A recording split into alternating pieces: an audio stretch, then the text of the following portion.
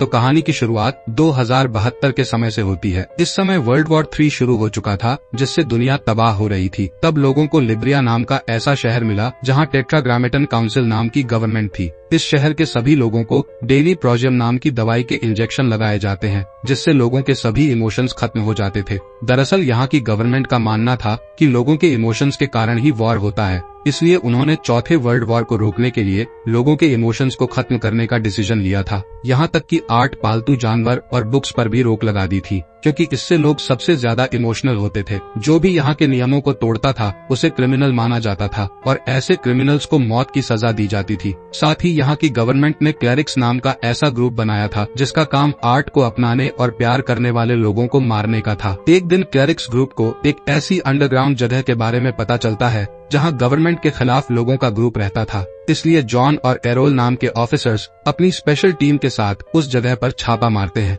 लेकिन सभी क्रिमिनल्स एक अंधेरे कमरे में छुप जाते हैं। तब जॉन अकेला उस कमरे में जाता है और सभी क्रिमिनल्स को शूट करके मार डालता है। दरअसल जॉन बहुत ही शातिर और अच्छा योद्धा था और उसे टीम का सबसे स्पेशल ऑफिसर माना जाता था। यहाँ उन्हें कई इलीगल चीजें मिलती हैं, जिसमें म्यूजिक एल्बम्स, मूवी कैसेट होती हैं। जब वो यहाँ के फर्श बोर्ड को तोड़ते हैं तो उन्हें वहाँ कई सारी पेंटिंग्स और बुक्स मिलती हैं, जिसमें मोनालिसा की असली पेंटिंग भी थी। जॉन अपने आदमियों को यहाँ का सारा सामान जलाने का कहता है। इसके बाद जॉन और एरोल हेडक्वार्टर जाते हैं। तब जॉन एरोल के पास एक बुक को देखता है। जब जॉन उससे बुक रखने का कारण पूछता है तो एरोल बताता है कि मैंने ये बुक सबूत के लिए रखी है और मैं इसे हेडक्वार्टर में जमा कर दूंगा। इस बीच हम एक फादर को देखते हैं जो कि इस शहर के लीडर हैं। फादर शहर की सभी स्क्रीन पर दिखाई देते हैं और लोगों को प्रोजियम लेने का ध्यान दिलाते हुए कहते हैं कि हमने इमोशंस को कंट्रोल करके शांति कायम कर ली है। ये सुनकर सभी लोग तालियां बजाने लगते हैं। यहाँ के किसी भी इंसान ने फादर को नहीं देखा था, क्योंकि वो हमेशा स्क्रीन की मदद से ही लोगों से बात करते थे।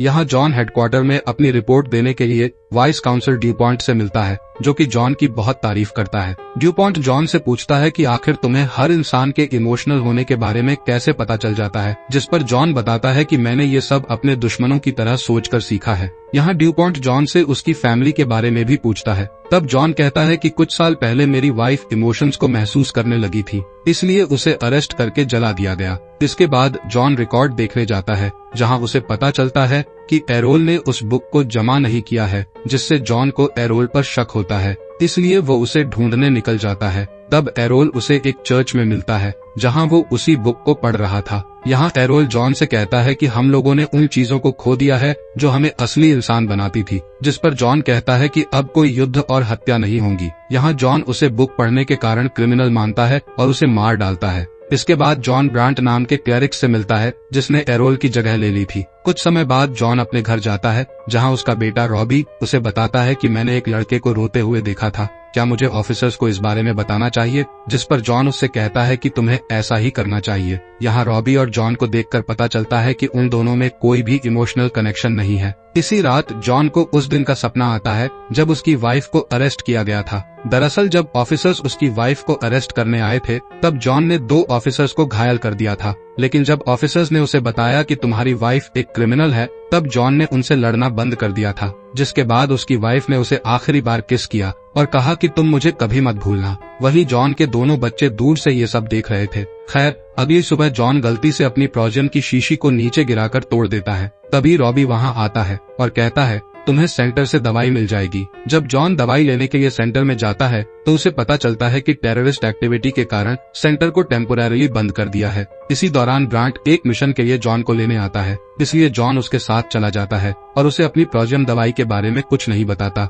इसके बाद जॉन और ब्रांट मैरी नाम की एक लेडी के घर पर छापा मारते हैं, जहां जॉन मैरी को मिरर के सामने धकेलता है। तब उसे अपनी पत्नी की याद आ जाती है, इसलिए वो रुक जाता है। जल्द ही जॉन मैरी से दूर हो जाता है ताकि ब्रांट को उसके इमोशंस के वापस आने का पता न चल सके। अब ऑफिसर्स एक दीवार को तोड़ते हैं, जहां उन्हें ऐसा रूम मिलता है जिसमें बहुत सारी बुक्स और पेंटिंग्स रखी हुई थी। तभी अचानक मैरी एक ऑफिसर की गन छीनकर जॉन पर पॉइंट कर देती है, इसलिए ब्रांट मैरी को शूट करने के लिए आगे बढ़ता है। तब जॉन ब्रांट को रोकते हुए कहता है कि हम अंडरग्राउंड क्रिमिनल्स के बारे में जानकारी निकालने के लिए मैरी का यूज कर सकते हैं। जिसके बाद वो मैरी को पूछताछ के लिए हेडक्वार्टर ले जाते हैं। जहां जॉन उससे दूसरे क्रिमिनल्स के बारे में पूछता है, पर मैरी उसे कोई जवाब नहीं देती और जॉन से उसके जीने के मकसद के बारे में पूछती है, जिस पर जॉन कहता है कि मेरा मकसद इस समाज को अच्छी तरह से चलाना है। तब मैरी कहती है कि तुम जिस समाज को चलाने का बोल रहे हो उसमें कोई भी इंसान नहीं है, बल्कि सभी मशीन बन चुके हैं। ये बात जॉन के दिमाग में घुस जाती है, इसलिए वो रात में प्रोजियम का इंजेक्शन बिना लगाए सो जाता है। इसी रात वो सपने में देखता है कि एरोल का शरीर बुरी तरह जल गया है, जिससे डरकर वो जाग जाता है और उसे बहुत अजीब लगता है। इसलिए वो विंडो के पास आ जाता है, जहां वो पहली बार सूरज को उगते हुए देखकर बहुत अच्छा महसूस करता है। अब जॉन प्रोजियम लेने के लिए जल्दी से वॉशरूम में जाता है, लेकिन वो खुद को दोबारा इंजेक्शन नहीं लगा पाता। इसके बाद जॉन काम के लिए निकल जाता है और हेडक्वार्टर के बाहर अपनी प्रोजियम की शीशियों को फेंक देता है। साथ ही वो अपने ग्लव्स उतारकर चीजों को महसूस करता है। फिर वो ऑफिस में आता है और देखता है कि सभी की डेस्क एक जैसी हैं, इसलिए वो उन पर रखी चीजों को सही से रखने लगता है, जबकि सभी को इन चीजों को सही से रखने का मना किया गया था। तभी ब्रांट उसे देख लेता है और उससे पूछता है कि तुम क्या कर रहे हो, जिस पर जॉन उससे झूठ बोलता है कि मैं सिर्फ डेस्क पर जगह बना रहा हूँ। यहाँ ब्रांट उसे अपने अगले मिशन के बारे में बताता है और फिर वो दोनों अपनी टीम के साथ एक जगह पर छापा मारने निकल जाते हैं। यहाँ अंडरग्राउंड लोगों का ग्रुप ऑफिसर्स पर गोलियां चलाता है। तभी एक आदमी जॉन पर हमला करने आता है, इसलिए ब्रांट उसे गोली मार देता है। यहाँ जॉन गलती से उस मरने वाले आदमी की आंखों में देख लेता है, जिससे वो परेशान हो जाता है और उस आदमी को तुरंत नीचे गिरा देता है। तभी जॉन अपने हाथों पर खून देखता है, जिससे उसे और भी बुरा महसूस होता है, जबकि दूसरे ऑफिसर्स बिना किसी हेजिटेशन के उन सभी लोगों को मार देते हैं। जिसके बाद जॉन को इलीगल चीजों से भरा एक रूम मिलता है, जहां वो एक म्यूजिक को सुनकर इमोशनल हो जाता है और रोने लगता है। इसके बाद उसकी टीम वहां के सभी सामान को जला देती है। तब ब्रांट नोटिस करता है कि जॉन ने एक बुक को अपने पास रख लिया है, इसलिए वो उससे बुक रखने का कारण पूछता है, जिस पर जॉन कहता है कि ये बुक मैंने सबूत के लिए रखी है।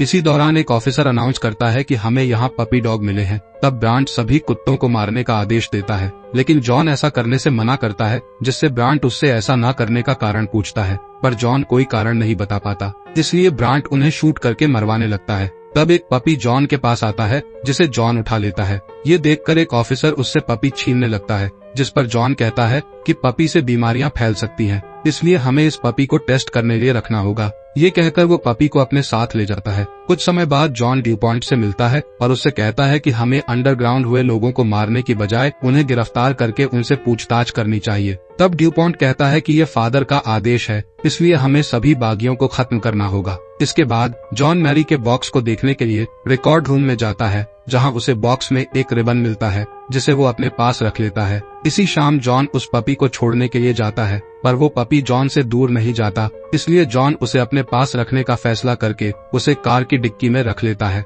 इसी दौरान वहां ऑफिसर्स आ जाते हैं और जॉन की कार को चेक करने का कहते हैं। यहाँ एक ऑफिसर जॉन को पहचान लेता है, इसलिए वो जॉन से माफी मांगकर उसे जाने का कहता है, पर तभी ऑफिसर्स को उस पपी के चिल्लाने की आवाज आती है, इसलिए वो जॉन की कार को चेक करते हैं, जिसमें वो पपी को देख लेते हैं, इसलिए वो उसे अरेस्ट करने का कहते हैं। तब जॉन सभी ऑफिसर से लड़ता है और उन्हें मार डालता है। अगली सुबह जॉन अपनी प्रोजियम शीशियों को मिरर के पीछे छिपा देता है और फिर हेडक्वार्टर जाकर अपनी तलवार से प्रैक्टिस करने लगता है। तब ब्रांट भी उसके साथ प्रैक्टिस करता है, जिस दौरान ब्रांट जॉन से कहता है कि कल रात हमारे ऑफिसर्स को किसी ने मार दिया है, इसलिए अब फादर सभी अंडरग्राउंड लोगों को जल्द से जल्द मारने का बोल रहे हैं। यहाँ पता चलता है कि ब्रांट को जॉन पर शक हो गया है कि वो फीलिंग्स महसूस कर रहा है। अब दोनों एक जगह पर छापा मारने के लिए जाते हैं, जहां जॉन को अंडरग्राउंड लोगों का एक ग्रुप मिलता है। जॉन उनसे कहता है कि तुम्हें यहाँ से चले जाना चाहिए, पर उन लोगों को जॉन पर विश्वास नहीं था। तभी वहाँ जॉन के ऑफिसर्स आ जाते हैं, इसलिए जॉन उन लोगों को बचाने के लिए ऑफिसर्स को मारने लगता है,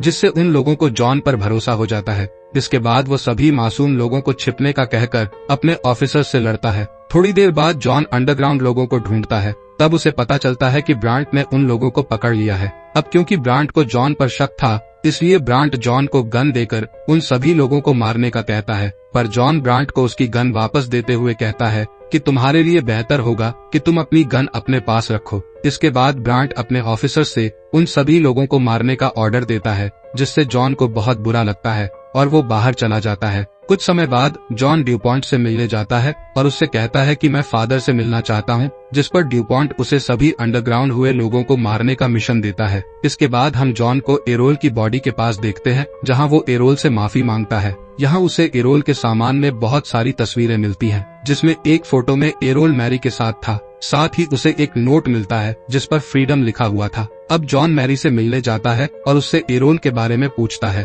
पर मैरी उसे कुछ नहीं बताती। तब जॉन उसे बताता है कि मैंने एरोल को मार डाला है। ये सुनकर मैरी एक पेन से जॉन पर हमला कर देती है, लेकिन जॉन उसे नीचे गिरा देता है और उसके चेहरे को छूने लगता है। दरअसल मैरी का चेहरा जॉन को उसकी पत्नी की याद दिला रहा था। मैरी उसे बता देती है कि वो एरोल की गर्लफ्रेंड थी। इसके बाद जॉन वहाँ से चला जाता है और दोबारा एरोल की फोटोज को देखने लगता है, जिससे जॉन को पता चलता है कि एरोल फ्रीडम रीडिंग रूम नाम की जगह पर जाता था। इसलिए जॉन उस जगह पर जाता है और वहाँ के टीचर को धमकाकर एरोल के बारे में पूछता है, जिस पर टीचर उसे बताता है कि एरोल यहाँ जर्गेन नाम के एक आदमी से मिलने आता था। इसके बाद जॉन जर्गेन से मिलता है, जहाँ वो जर्गेन को बताता है कि मैंने भी दवाई लेना बंद कर दिया है। इसलिए जर्गेन उसे वहाँ की अंडरग्राउंड जगह में ले जाता है, जहाँ सभी मासूम लोग छिपकर रह रहे थे। यहाँ जॉन को पॉलीग्राफ मशीन से चेक किया जाता है, ताकि जर्गेन को पता चल सके कि जॉन इमोशंस को महसूस कर सकता है कि नहीं। जॉन इस टेस्ट में पास हो जाता है। यहाँ जॉन बताता है कि अगले दिन मैरी को मार दिया जाएगा,